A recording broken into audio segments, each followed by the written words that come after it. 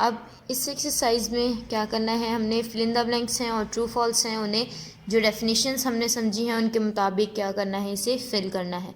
So number 1 blank is matrix बना हुआ है जिसके अंदर वैल्यूज़ दी हुई है ए बी। अब इसके अंदर हमने बताना है कि dash rows and dash column, यानी इस मैट्रिक्स के अंदर कितनी रोज़ और कितने कॉलम्स हैं आपने वो बताना है। तो कितनी रोज़ हैं, ये मैट्रिक्स है, इसके अंदर कितनी रोज़ हैं, देखें 1 2, कितनी रोज़ हैं, 2 रोज़ हैं, ठीक है। और कॉलम्स कितने हैं, कॉलम्स देखिए कितने हैं, कॉलम एक ही है, तो कॉलम आ जाएगा हमारे पास 1। सही, एक मैट्रिक्स के अंदर कितनी है, 2 रोज़ है, और कॉलम ये ऐसी वाली लाइन कितनी है, एक ही है, ठीक है। तो 2 रोज़ हैं और एक कॉलम है। नेक्स्ट आप देखें, नेक्स्ट जो आपकी ब्लैंक है, एक ये मैट्रिक्स दिया हुआ आपके पास, आपने इसमें बताना है कि कितनी रोज़ और कितने कॉलम्स हैं, ठीक है। ये वाला मैट्रिक्स है, इसमें ही बताना है आपने। तो ये मैट्रिक्स हमने यहाँ लिखा ए एंड बी। अब इसमें बताइए कितने रोज़ हैं, रोज़ कितनी हैं 1, एक ही रो है, इससे नीचे कोई वैल्यूज़ नहीं लिखी हुई। और कॉलम कितने हैं इसके अंदर, कॉलम एक ये है और एक ये लाइन भी है, तो ये कितने हो गए, 2 कॉलम हो गए इसके अंदर, ठीक है। तो फिल इन द ब्लैंक जब आप फिल करेंगे तो कैसे लिखेंगे, यहाँ पर रोज़ कितनी है, इस वाले मैट्रिक्स में 2 रोज़ हैं और 1 कॉलम है, और इस वाले में 1 रो है और 2 कॉलम्स हैं, ठीक है। इस तरह आपने लिखना है। अच्छा, अब ऑर्डर बताना है इसका, ऑर्डर कैसे बताते हैं। अब ये एक मैट्रिक्स है, इसका हमने ऑर्डर लिखना है। यहाँ पहले यहाँ लिख लेते हैं मैट्रिक्स ये वाला 5 0.5 एंड 3 एंड 5, ये है आपकी ब्लैंक नंबर 3। ब्लैंक नंबर 3 में आपने क्या बताना है, ऑर्डर। ऑर्डर किस तरह बताते हैं, हम पहले इस मैट्रिक्स के अंदर जितनी तादाद है, किसकी, जितनी तादाद है रोज़ की तादाद बतानी है, ठीक है। तो रोज़ कितनी है इसके अंदर 1 2, कितनी रोज़ की तादाद है 2, कितने कॉलम्स हैं 1 2, कॉलम्स कितने हैं 2।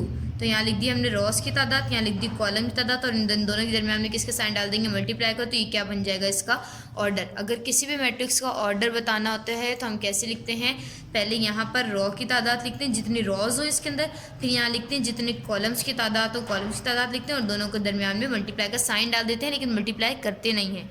तो ये होता है ऑर्डर। तो हम थर्ड वाली जो ब्लैंक है उसमें क्या आ जाएगा, 2 × 2, ठीक है। अच्छा, नेक्स्ट देखें ऑर्डर ऑफ, अब ये वाली वैल्यूज़ दी हुई है, इनका ऑर्डर हमने बताना है।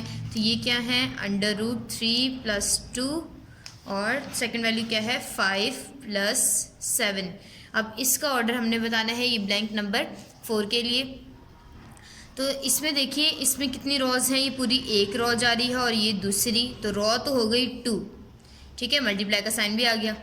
अब कॉलम्स कितने इसके अंदर देखें, ये इन दोनों के दरमियान में प्लस का साइन है, यानी ये पूरी वैल्यू एक ही है, और इसके दोनों के दरमियान में प्लस का साइन है, और यानी ये पूरी वैल्यू एक ही है। तो कॉलम्स कितने, ये दोनों अलग अलग कॉलम नहीं, बल्कि ये पूरी वैल्यू एक ही, ये पूरी वैल्यू एक ही, तो इसका मतलब ये पूरा एक ही कॉलम है, तो 2 × 1 आ जाएगा, ठीक है। तो यहाँ पर भी ऑर्डर क्या आ जाएगा, 2 × 1।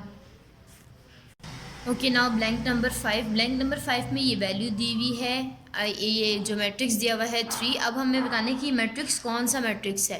जो हमने 8 डेफिनेशंस पढ़ी थी, टाइप्स पढ़ी थी, उनमें से ये कौन सा मैट्रिक्स हमें बताना है। तो अब इसमें देखें रोज़ की तादाद कितनी है, इसमें एक ही है, कॉलम की तादाद कितनी है, इसमें एक ही है, तो इसका मतलब कॉलम और रो की तादाद इक्वल है, यानी ये क्या है, स्क्वायर मैट्रिक्स है ये, ठीक है। अब ये स्क्वायर मैट्रिक्स भी है, और ये अब इसके अंदर एक ही रो है तो इसे रो मैट्रिक्स भी कह सकते हैं, इसके अंदर एक ही कॉलम है तो इसको ये कॉलम मैट्रिक्स भी है। तो आप यहाँ डैश में स्क्वायर लिखें, रो भी लिख सकते हैं और कॉलम भी लिख सकते हैं। ऑर्डर इसका कितना है, ऑर्डर का मतलब पहले हमें किसकी तादाद लिखनी होती है, रो की। कितनी रो है इसमें 1, मल्टीप्लाई का साइन डालते हैं, कितनी इसमें कॉलम है, कॉलम भी इसमें 1, ठीक है। एक ही वैल्यू है तो यानी एक ही ये कॉलम है और एक ही इसके अंदर रो है, तो कॉलम और रो की तादाद 1 × 1 है। अब ब्लैंक नंबर 6 में आप देखें, ये कौन सा मैट्रिक्स है, ये कौन सा मैट्रिक्स है, ठीक है। ये है, इसमें 2 वैल्यूज़ 0 0 हैं और यहाँ डायगनल में वैल्यूज़ मौजूद हैं, तो ये डायगनल मैट्रिक्स भी है, ठीक है। डायगनल मैट्रिक्स ये स्केलर नहीं कह सकते इसको आप, क्योंकि स्केलर में क्या ज़रूरी होता है, दोनों वैल्यूज़ का सेम होना ज़रूरी होता है। तो तो ये क्या कौन सा मैट्रिक्स है, डैश में आप लिख देंगे। या तो ये डायगोनल मैट्रिक्स भी आप लिख सकते हैं, या तो आप देखें रोज़ की तादाद कितनी है इसके अंदर 2, और कॉलम भी कितने हैं 2, तो ये रोज़ और कॉलम की तादाद इक्वल होती है तो उसे क्या कहते हैं, स्क्वायर मैट्रिक्स। तो ये स्क्वायर मैट्रिक्स भी हो सकता है और इसे डायगोनल मैट्रिक्स भी कह सकते हैं। तो आप यहाँ ब्लैंक में भी मैं स्क्वायर लिख रही हूँ, आप स्क्वायर या डायगोनल कोई सा भी लिख सकते हैं, क्योंकि ये मैट्रिक्स स्क्वायर भी है और ये मैट्रिक्स डायगोनल भी है। अब 7th में देखें, if the number of rows of matrix A, अगर कोई मैट्रिक्स ए है उसमें रॉज की तादाद is equal to the number of column, अगर रॉज की तादाद कॉलम की तादाद से इक्वल हो तो वो मैट्रिक्स क्या कहलाएगा, वो मैट्रिक्स कहलाता है स्क्वायर मैट्रिक्स कहलाता है। ठीक है, फिर 8 में है लिखा हुआ है इन, ये एक मैट्रिक्स दिया हुआ है, इसमें आपको बोला हुआ है the element of the first row, first row इनमें से कौन से है, ये वाली है first row, and the second column is, इन्होंने कहा एक 4 इसके अंदर वैल्यूज़ है, देखें A B C and D, इन चारों वैल्यूज़ में से ऐसा कौन सा एलिमेंट है जो पहली रो में भी आ रहा है और सेकंड कॉलम में भी आ रहा है। तो देखिए यहाँ पर अगर ये मैट्रिक्स मैं लिख दूँ इस तरह A B C D, ठीक है, अब इसमें ऐसी कौन, पहले बताएं फर्स्ट रो कौन सी है इसमें से, पहली रो ये वाली है, ठीक है, और सेकंड कॉलम कौन सा है, सेकंड कॉलम है ये वाला।